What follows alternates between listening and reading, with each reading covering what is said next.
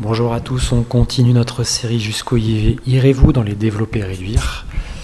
Et aujourd'hui, nous allons nous attaquer à la suppression des parenthèses. Pour pouvoir suivre correctement, il va nous falloir toujours savoir ajouter et multiplier des nombres relatifs. Les niveaux précédents ne sont pas forcément nécessaires pour ce niveau-là. Ça va rajouter en fait un outil pour pouvoir ensuite faire des développements et des réductions plus compliqués, mais également faire de la double distributivité. Alors la vision que je vous propose ici pour réduire les parenthèses est une parmi d'autres. Je choisis celle-ci parce qu'à force de l'exposer aux personnes que je côtoie, il s'avère que c'est celle qui génère le moins d'erreurs. Ensuite, je ne dis pas que c'est la meilleure. Quoi qu'il en soit, je vous la propose.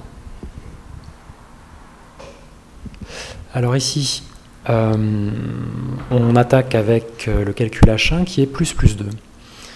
Alors pour faire le lien avec la distribution simple qu'on a vue jusqu'à présent, ceci peut être vu de la façon suivante.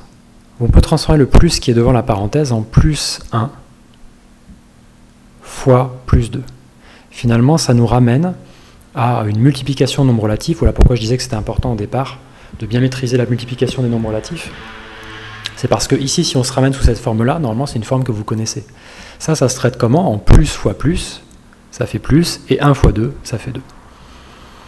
Donc ça, c'est relativement pratique, et surtout, ça vous permet de constater qu'en réalité, quand vous avez un signe devant une parenthèse, il vous suffit de prendre ce signe et de le multiplier par le signe qui est à côté.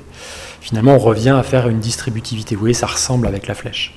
Donc ici, comment je pourrais le traiter un peu plus rapidement, une fois que j'ai compris ça? Je me dis plus fois plus, des signes identiques donnent plus, et 2. Donc finalement, ça donne 2. Essayons-le avec ce qui est à côté. Le moins, en réalité, ce qui se cache derrière, c'est moins 1 fois. Donc en fait, vous feriez quoi? Moins 1 fois plus. Enfin, moins fois plus. Ça revient à prendre ce signe et à le multiplier par celui qui est juste à côté. Lorsque les signes sont différents, on écrit une différence, c'est-à-dire moins 2. Donc vous voyez, c'est assez pratique en fin de compte. C'est une façon de faire et on va essayer de l'appliquer justement sur plusieurs termes dans la parenthèse. Alors là, je vous refais le schéma que ça donnerait en développement simple.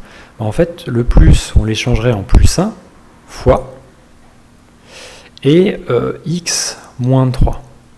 Alors ça, qu'est-ce que ça donnerait? Ça, vous le savez le faire maintenant que vous savez développer. En fait, si je l'écris, ça ferait plus 1 fois x, étape intermédiaire avec le moins, de nouveau plus 1 fois 3.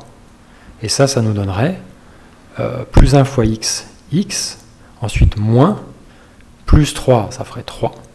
Donc ça fait x moins 3. Moi, ce que je vous propose, c'est d'aller un petit peu plus vite. Alors, je vous la réécris ici. Pour aller un petit peu plus vite, il va juste falloir prendre conscience d'une petite chose, c'est d'éventuellement redonner son signe à x, ou alors vous partez du principe que c'est toujours plus quand il n'y a rien, ce qui est vrai aussi.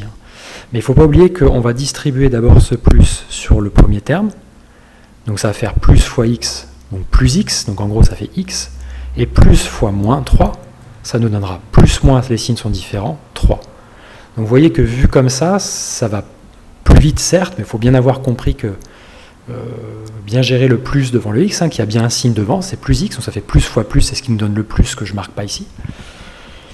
Allez, on va regarder avec l'exemple d'à côté. Maintenant, si on a moins devant, ce moins, si on fait moins fois x, ça nous donnera moins x, et ici, moins fois moins 3, ou moins fois moins, ça donnera plus, et on recopie le 3 à côté. Après, vous le voyez comme vous voulez, si vous avez compris le concept. En fait, ça se fera dans cet ordre-là. Donc là, je vous conseille ensuite d'aller voir le niveau d'après si vous pensez avoir compris, pour voir comment ça s'applique sur des cas un petit peu plus longs et un petit peu plus compliqués.